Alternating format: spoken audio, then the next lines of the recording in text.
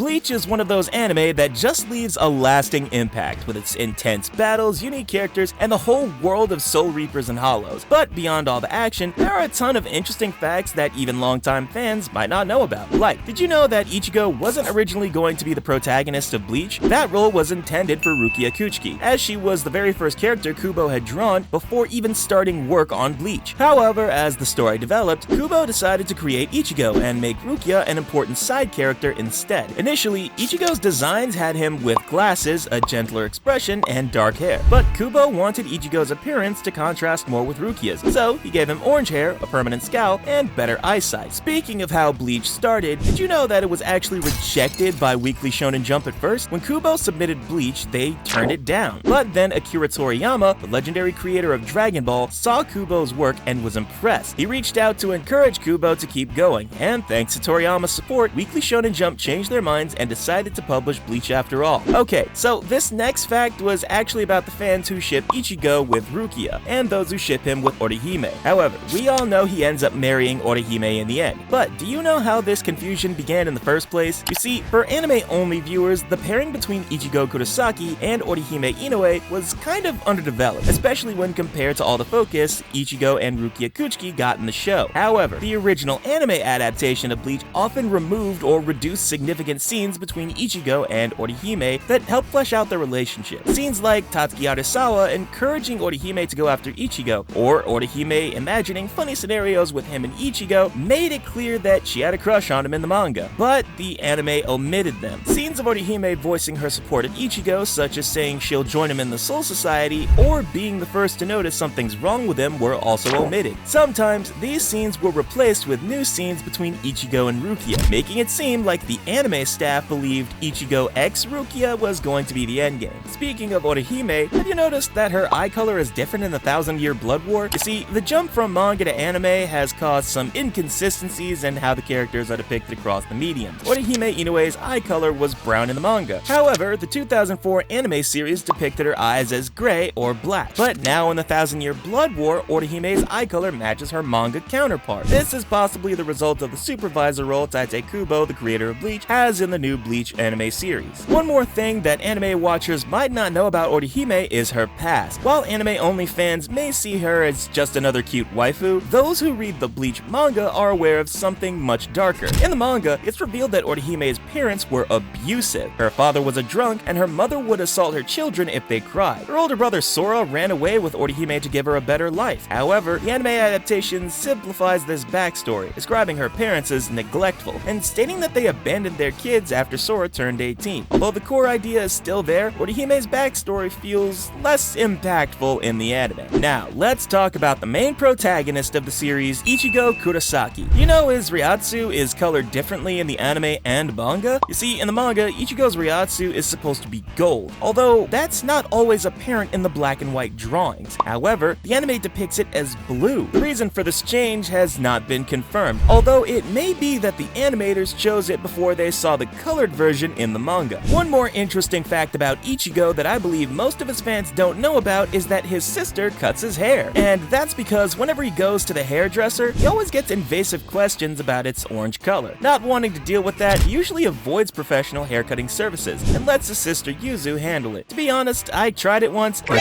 trust me, I've regretted that day ever since. But did you ever notice that both Ichigo and Aizen Zanpakuto have Getsu in their name? That means moon. Also, Ichigo's Mugetsu is a direct counter to Aizen Zanpakuto thematically. Kyokasui Getsu's Mirror Flower Moon Water refers to a Chinese saying. It's something that can be seen but not touched, like a flower reflected in a mirror or the moon reflecting on the water. In contrast, Mugetsu means moonless sky, symbolically defeating Aizen's Kyokasui Getsu. Not only that, when Kubo was first developing Yoruichi's character, he wanted to call her Koroneko. While this name literally means black cat and refers to her transformation, Kubo and his editors worried that this name might create confusion and offense. That's because they thought that readers might think that the name was a reference to Yoruichi's dark skin tone. It's hard to say what would have happened, but it's understandable that they would want to avoid a potential controversy. Now, do you know that Byakuya has created his own fictional character? The Wakame Ambassador. He makes food that's shaped like his character, builds sand sculptures in his likeness, and even occasionally dresses up like him. It's not exactly what one would expect from such a straight-laced guy, but that's what makes it amusing. Well, if you are caught up with the One Piece anime, you must have heard about Roronoa Zoro, who has a terrible sense of direction. Well, do you know that we have a similar case in Bleach as well? You see, the captain of the 11th Division, Kenpachi Zaraki, is absolutely hopeless when it comes to finding his way around. He often asks his lieutenant Yachiru for help, but she's equally bad at direction, so this tactic often fails. Now, here's an interesting story of how Bleach got its name Bleach. Like many shonen titles have pretty obvious explanations, Naruto is called Naruto because the main character is named Naruto, and One Piece is called One Piece because that's the name of the treasure everyone is seeking. In Bleach's case, the reason isn't quite so obvious. Kubo chose the name because Shinigami are associated with the color black. He didn't want to just name it black, so he thought about what he could do with its contrasting color white. He chose Bleach to suggest the color white, and that's pretty much it. Unlike some manga creators who plan their endings far in advance, Tite Kubo took up a different approach. In a 2008 interview with Shonen Jump, Kubo shared that he hadn't decided on an ending for Bleach. His process was more fluid, connecting scenes based on whatever ideas came to him, even if they didn't arrive in order. He admitted that he often didn't know exactly where the story was going to go, because his ideas were scattered. And I think this is the reason why the Bleach anime has so many fillers, but to be honest, they are actually fun to watch. Speaking of fillers, Bleach has 165 filler episodes, which is over half of the original anime's episode count. This is because the anime version of Bleach cut out so many earlier arcs of the manga in order to reach the Soul Society arc. Many key character relations were simply glossed over, or lost completely. Because the anime accelerated so far ahead of the manga, it required more filler episodes, which is what ultimately caused Bleach to consist of 45% of filler episodes. One interesting detail I noticed is in the color spread from Volume 1. If you take a closer look, you'll spot Shinji, who doesn't officially appear until much later in the series. It's fascinating to see how early on certain characters were hinted at, even before their formal introduction. Speaking of Shinji, I noticed when Shinji introduces himself to the class, he gets the teacher to write his name backwards and says that backwards writing is a specialty of his, foreshadowing his Zanpakuto's ability of disrupting sense of direction. Well, that's not all. We still have 16 points left to cover. So, like this video, subscribe to the channel, and let's keep going. In the 1000-Year Blood War arc, we finally learn about Ichigo's Quincy powers. But did you know that this was actually foreshadowed much earlier in the story? If you look back, when Ichigo used his Getsuga Tensho in his full-bring form, it actually resembled a Quincy cross. In episode 343, where Ichigo gives Tatsuki her game back, take a closer look at the cover. You'll spot none other than Rukia, Renji, and Byakuya featured on it. It's a fun little Easter egg that ties back to the Soul Society crew. Another detail that many fans might have missed is Soifon's outfit, which was originally censored in the first Bleach anime. Thankfully, in Bleach 1000-Year Blood War, the censorship is gone, and her outfit now matches the manga exactly, staying true to the original design. There's another detail I caught in the anime that I won't say too much about. You can see it for yourself. But let's just say, Shinigami really know how to throw a party. One of the most fun things about Bleach is the fact that Kubo assigned each of the characters a theme song. These songs weren't created for the characters, but were songs that reminded Kubo of them. Here are a few examples. Ichigo's song is News from the Front by Bad Religion, Rukia's is Wingstock by Ashley McIsaac, and Uryu's is Idiotech by Radiohead. Meanwhile, arch-villain Sosuke Aizen has two songs, Stand Ablaze by In Flames and Allegro non troppo, the fourth movement of Symphony No. 5 in D minor by the composer Dmitri Shostakovich. Tatsuki Arisawa's song is Mo Awitori wa Tobanai by Hao, and Yoroichi's is Komaji no Hate by Koko.